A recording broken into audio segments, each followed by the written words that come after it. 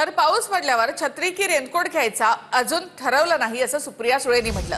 अजित पवार यांच्यासोबत जाण्यासंदर्भातील प्रश्नावर सुप्रिया सुळे यांचं हे उत्तर होतं। वादळरूपी पाऊस आल्यास रेनकोट आणि छत्रीचा उपयोग होत नाही असा उत्तर यावर विजय वडेट्टीवार यांनी दिलं आहे।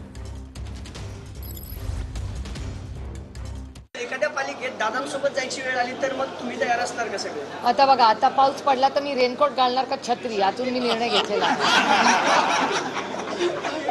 जेव्हा होईल तेव्हा कळेल।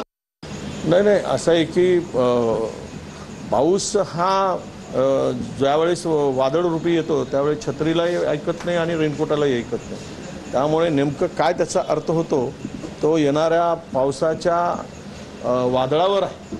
त्यामुळे आज तरी त्या संदर्भात रेनकोट छत्री किंवा ते आमच्याकडे हे वापरतात पाण्याचा आदिवासी भागामध्ये तो जास्त म्हणजे शरीराला झाकून ठेवतो।